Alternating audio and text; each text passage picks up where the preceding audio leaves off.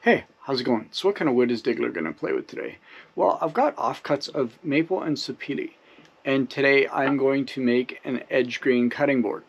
But the difference between this and a normal edge grain cutting board that I would make is normally I'd make, rectangular cutting board like you usually get, but this is going to be a round cutting board. So I've got this 11-inch template, and I'm going to make a cutting board that's 11 inches in diameter, and let's see how it looks when it's all done. I think it's going to look great, so let's get busy.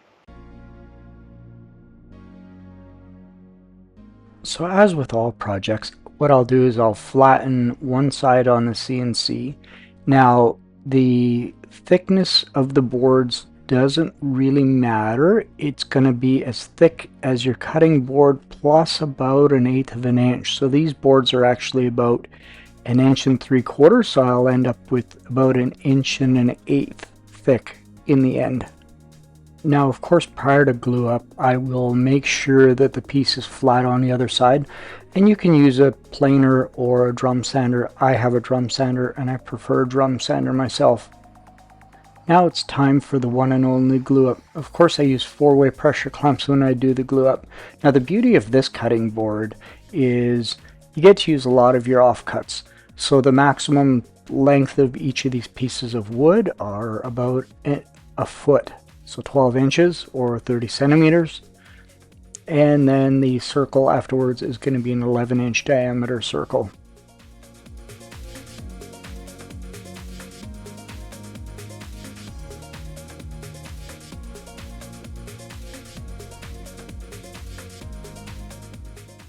So do me a big favor, down below hit the subscribe button. That would definitely help me out a lot if you're not a subscriber. And if you are a subscriber, hey, thanks. I really appreciate it.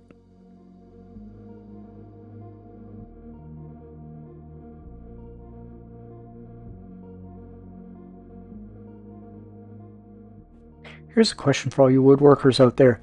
What kind of clamps do you guys use to do your glue ups? Do you use like a metal panel clamp or like these 4-way pressure clamps?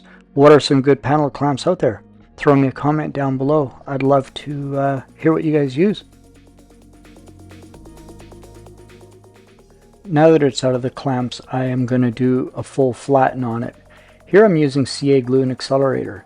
By the way, if you haven't seen my video on how to make your own accelerator, there'll be a link up in the top right hand corner. Check it out.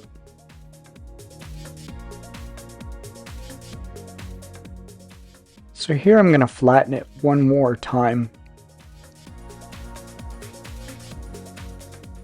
So normally I would have cut the shape on this thing rather than running it through the drum sander to get it parallel, but what I did this time is I measured the thickness of the board, and this way I would cut the exact depth that I need using the CNC without hitting the spoil board and putting any kind of marks into it.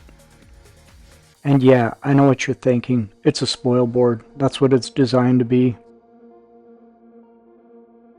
One more time through the drum sander to clean it up. Here I'm using 220 grit sandpaper on my drum sander to make it nice and smooth. Then I'm going to run the random orbital sander across it. Whoops, I jumped ahead of the gun. Before I random orbital sand, I'm going to round over all the edges just a little bit. Normally I would use the random orbital to round over, but it's a circle. It's a little harder to do.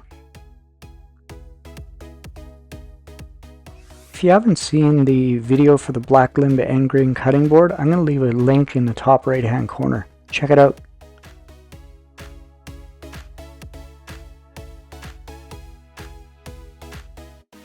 So I found with switching to 220 grit on the drum sander, it's made my sanding a lot easier and a lot quicker.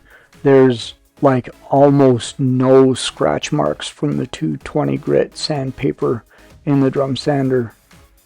But I'll still start with 120 grit and head up to 220 grit before I raise the grain.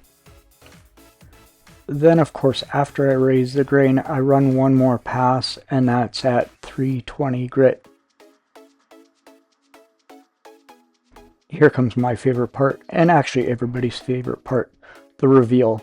Watching the grain come to life and watching it just start, the colors pop. Of course, after a dip in the mineral oil, what I do is I let it sit on a drying rack for about 24 hours to get all the excess oil off. Then I'll put mineral oil and beeswax on it and let it sit overnight. So as with all cutting boards, I really like to put rubber feet on it. There's a couple reasons. One, it makes it so it doesn't slide on the counter when you're cutting stuff with it. Secondly, it also adds a barrier between the countertop and the bottom of the board. So if you've got any water sitting on your countertop, any kind of moisture, you've just wiped it or whatever, if you have a board sitting on top of it, you can warp the board. But if there's feet, there's a little bit of a barrier, has a little bit of an air gap underneath. And there you have it. I'm honestly quite happy with the way it turned out. I think this thing's going to sell quick.